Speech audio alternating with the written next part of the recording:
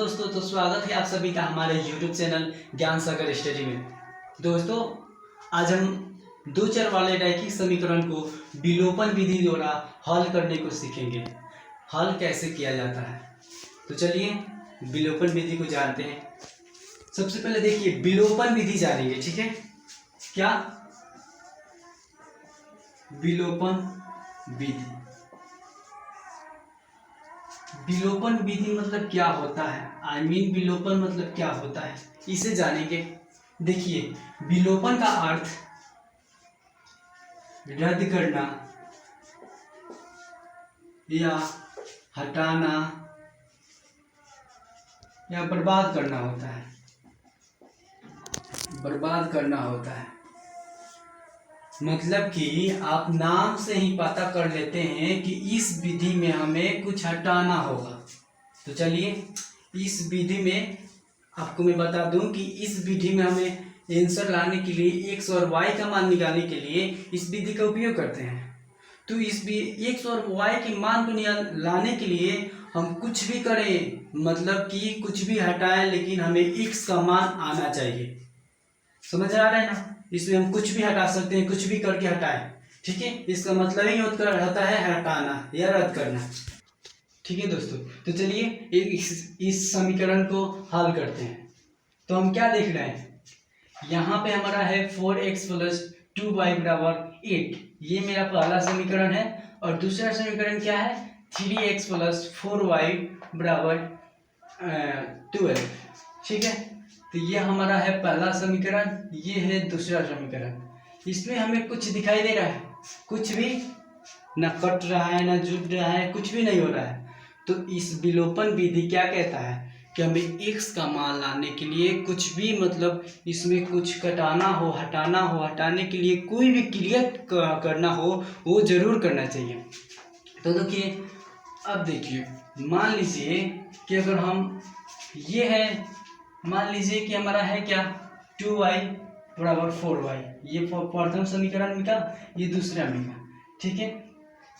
ये है, अगर यहाँ पे हमारा 4 आ जाए और ये माइनस में हो जाए तो ये कट जाएगा ना, कर सकता है, ठीक है, कर जाएगा। तो हम देखेंगे कि क्या करें कि यहाँ पे भी हमारा 4 आ जाए। तो वहाँ पे 4 लाने के लिए, अर्थात एक बराबर, इन दोनों को एक बराबर करने के लिए, जो ये दो नंबर है 2 और 4y को बराबर करने के लिए, अगर ये बराबर हो जाते हैं तो ये माइनस में होगा तो ये कर सकता है ना। तो इसको क्या करें कि यहाँ पे हमारा बराबर आ जाए, ठीक है। तो बराबर करने के लिए क्या करेंगे कि मान लीजिए कि अगर हमें x को हटाना हो तो x में का जो अंक है, जो जैसे कि एक का दूसरे समीकरण का x का जो भी गुणांक होगा उसको हम पहले समीकरण में गुणा कर देंगे। और पहले समीकरण के x का मतलब x को हमें हटाना होगा, तो x गुणांक जो होगा x गुणांक में, उसको हम दूसरे समीकरण में क्या करेंगे, गुणा कर देंगे। ये गुणांक, x का गुणांक, ये आप लोगों को समझ में आता है कि नहीं। देखिए x का गुणांक इसमें क्या है, x में किससे गुणा हुआ है, 3 से, तो इसमें x का गुणांक हमारा 3 हो गया। इसमें क्या है, देखिए जैसे कि इसमें x का गुणांक क्या है, 4 है। मान लीजिए इसमें y का गुणांक क्या है, 4 है, अर्थात उससे जो x से जो गुणा हुआ है उसे ही हम x का गुणांक कहते हैं। चलिए अब क्या करेंगे, हमें y से ना कटाना है, तो यहाँ पे हम y का लेंगे। y के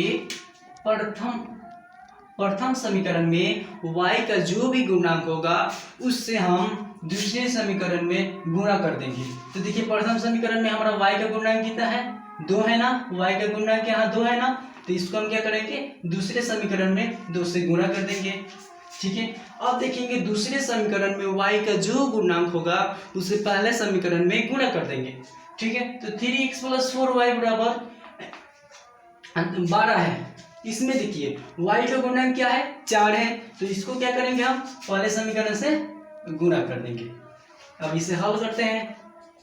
अब ये गुणा है, मतलब कि इस समीकरण में पूरा से गुणा होगा। इसमें जो गुणा है तो इस पर दूसरे समीकरण के 2 से पूरा से गुणा होगा, पूरा पद से। तो ठीक है, गुणा कर लेते हैं। 4 में अगर 4x से गुणा करूं तो कितना आएगा हमारा 16x, फिर प्लस का प्लस, फिर देखें कि 2y में अगर हम गुणा करें 4 से तो कितना हो जाएगा 8y हो जाएगा। ठीक है, 8y लिख लेते हैं। फिर देखते हैं इक्वल टू का इक्वल टू, फिर हमारा है 8 में 4 से गुणा करेंगे तो कितना आएगा, 8 में 4 से गुणा करेंगे तो हमारा 32 आएगा। तो यहाँ हम 32 ले लेंगे, इससे हम समीकरण 3 मान लेंगे। ठीक है, अब आगे चलते हैं। फिर 2 से समीकरण 2 में गुणा होगा, 3x से इसमें 2 से गुणा करेंगे तो हमारा हो जाएगा 6x प्लस का प्लस, क्योंकि यहाँ भी प्लस है यहाँ भी प्लस है तो प्लस प्लस प्लस होता है, इसीलिए यहाँ पे प्लस। अब देखिए यहाँ है 4y में प्लस 2 से गुणा करेंगे तो कितना हो जाएगा 8y इक्वल टू 12 में 2 से गुणा करेंगे तो 24, जिसे हम मान लेंगे समीकरण 4। चलिए अब देखिए यहाँ कुछ दिखाई दे रहा है, यहाँ ध्यान दीजिएगा तो आप लोगों को दिखाई दे रहा होगा कि अरे ये अगर माइनस में रहता तो ये कट जाता, उसके बाद हमारा x केवल बचता, तो हम इसे जोड़कर इधर पलट कर और उसके बाद x का मान निकाल लेते। तो हमारा विलोपन विधि क्या कहता है कि हमें x के मान के लिए या y के मान के लिए जो काम करना पड़े जहाँ तक हो सके वो करें, चाहे उसको हटाना ही क्यों ना पड़े, घटाना ही क्यों ना पड़े, कुछ भी करें। ठीक है, तो चलिए यहाँ पे हमें माइनस लाने के लिए क्या करना पड़ेगा, इसमें लिखेंगे घटाने पर, क्या घटाने पर इस पूरे समीकरण में घटाएंगे। तो चलिए ये क्या है, यहाँ प्लस प्लस छुपा है, तो हम जानते हैं कि अलजेब्रा के जोड़ में क्या होता है कि जो नीचे वाला का मान होता है अगर प्लस में रहता है तो माइनस में हो जाता है, माइनस में रहता है तो प्लस में हो जाता है, ये चिन्ह बदल जाता है। तो देखिए यहाँ हमारा क्या है प्लस है ना, प्लस छिपा होता है तो ये हो जाएगा माइनस, इसका चिन्ह बदल लें, प्लस है हो जाएगा माइनस, यहाँ भी प्लस है हो जाएगा माइनस। ठीक है, आगे करते हैं काम। अगर हम यहाँ प्लस है, प्लस माइनस क्या होता है माइनस होता है, तो 16 में से 16x में से 6 घटाएंगे तो कितना होगा 6x, तो हमारा आ जाएगा 10x। ठीक है, अब देखिए यहाँ क्या दिखाई दे रहा है, ये हमारा माइनस में ये हमारा प्लस में है, दोनों बराबर है तो क्या होगा कट जाएगा ना। ठीक है भाई, हम इसे यहीं काट देंगे। आगे इक्वल टू का इक्वल टू, फिर यहाँ देखिए क्या है 32 24, ये प्लस में ये माइनस में, प्लस माइनस माइनस यानी यहाँ घटेगा, तो हम 32 में से 24 घटाएंगे तो कितना आ जाएगा हमारा, कितना आएगा हमारा 8 आ जाएगा, है ना। हाँ 8 आएगा, तो क्या होगा 8। इसमें किसका मान ज़्यादा है, अर्थात किस चिन्ह का मान ज़्यादा है, तो देख रहे हैं कि यहाँ प्लस का मान ज़्यादा है, मतलब प्लस वाले चिन्ह का मान ज़्यादा है, तो यहाँ प्लस का प्लस। ठीक है, अब देखिए यहाँ तक हो गया।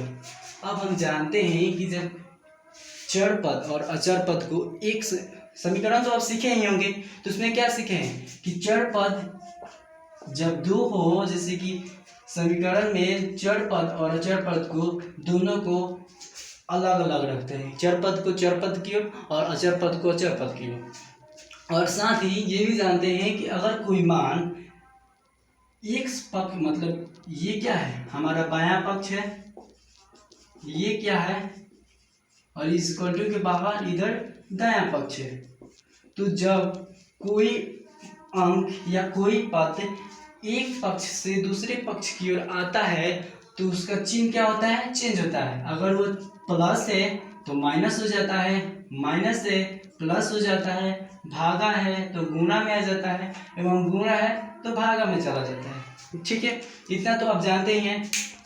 चलिए ठीक है, तो चलिए अब क्या करेंगे, ये 10 हमारा क्या है तो अचर पद है, तो अचर पद की ओर लाएंगे, तो ये क्या है x की गुणांक में, अर्थात ये x गुणा 10 गुणा x है, तभी तो हमारा 10x हुआ है, अर्थात ये गुणा में है, इधर आएगा तो क्या हो जाएगा भागा में, तो x का x इक्वल टू एक्स का एक इक्वल टू 18 के भाग में आ जाए 8 के भाग में आ जाएगा तो 10 हो जाएगा। ठीक है, तो देखिए यहाँ कटाए तो कितना से कटेगा 4 दूनी 8 5 दूनी 10। ठीक है, तो हो जाएगा इसीलिए x बराबर हो जाएगा 4/5। चलिए अब क्या करेंगे कि x का मान तो हमारा निकल गया।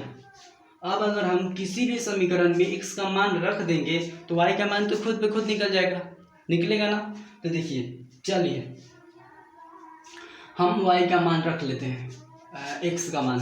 तो देखिए कि सबसे इजी समीकरण इसमें कौन सा है, समीकरण 1 2 3 4। हमारे पास 4 समीकरण है, किसी में भी रखेंगे x का मान तो हमारा y का मान निकल आ जाएगा। तो देखिए हम अपना टाइम बचाने के लिए जो सबसे छोटा अंक वाला समीकरण है उसमें रखेंगे। तो देख रहे हैं कि हमारा ये इजी लग रहा है, तो हम लिख देंगे समीकरण 1 में x का मान रखने पर। ठीक है, चलिए x क्या है हमारा समीकरण 1 4x + 2y/8 इक्वल टू 8। तो यहाँ पे x का मान रख लेते हैं, हमारा कितना है 4/5 प्लस 2y का 2y 8। ये क्या है गुणा है तो इसे कर लेते हैं, तो 4 चौका 16/5 प्लस 2y बराबर 8 आ जाएगा। आगे चलिए अब क्या है इतना है, तो ये हम अभी जाने की चर पद और अचर पद एक की और चर पद एक की, तो ये हमारा प्लस में है, इधर आएगा तो माइनस में हो जाएगा। तो 2y इक्वल टू कितना हो जाएगा 8 माइनस 16/5, फिर हो जाएगा कितना 2y। अब इसका हम क्या करेंगे भिन्न का जोड़ कर लेंगे, तो 5 40 माइनस 16। अब भिन्न का जोड़ तो आप लोगों को आता ही है, तो इसमें कुछ समझाने की बात नहीं है। चलिए इसे 40 में से 16 घटाएंगे तो कितना आ जाएगा हमारा आ जाएगा 24 ना आएगा, हाँ 24। अब क्या करेंगे इतना आगे ये कटने वाला नहीं है, तो देख रहे हैं कि इसमें भी हमारा अचर पद एक है, तो इसीलिए y बराबर इसको इधर करेंगे तो भागा में आ जाएगा, तो 24/5/2। तो क्या होगा 24/5/12। ठीक है, ये होगा ना, ये बदल जाएगा। यहाँ पे भी एक है, तो जब हम कोई समीकरण अगर आ जाता है बट्टा के बाटा में आता है तो उसे बदलते हैं, तो सबसे नीचे वाला ऊपर चला जाता है और फिर नीचे आता है। ये तो आप सभी को पता ही होगा। ठीक है, तो इसीलिए यहाँ पे हम अपना काम करें, तो 24 में देखिए यहाँ पे बना लेते हैं, जगह की कमी है, तो ये कितना है 24 एक है, और ये है 2 और 5, तो ये तो कट जाएगा ना 24 × 2, तो 2 एकम 2 12 1 दूनी 2 और 12 दूनी 24। ठीक है, तो ये कट गया, तो हमारा कितना आ गया y बराबर 12 में 1 से गुना करेंगे 12/5 में 1 से करेंगे तो 5। यहाँ पे हमारा x का मान एवं यहाँ पे हमारा y का मान आ गया। ठीक है, तो इसीलिए लिख देंगे x बराबर 4/5 y बराबर 12/5। इतना ही हमारा x y का मान हो जाएगा। ठीक है, चलिए दोस्तों यही है हमारा विलोपन विधि।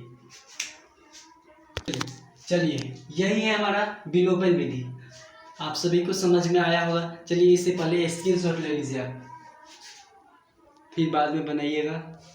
हाँ चलिए स्क्रीनशॉट ले लिए। तो दोस्तों आप लोगों को ये वीडियो अच्छा लगा हो तो सब्सक्राइब करें। अगर आप सब्सक्राइब कर लेते हैं तो हमारा जो भी वीडियो डालेंगे सबसे पहले आपके पास नोटिफिकेशन पहुंच जाएगा। एवं अगर आप वीडियो अच्छा लगे तो प्लीज़ लाइक कीजिएगा एवं ये ज़्यादा से ज़्यादा शेयर कीजिएगा। चलिए धन्यवाद।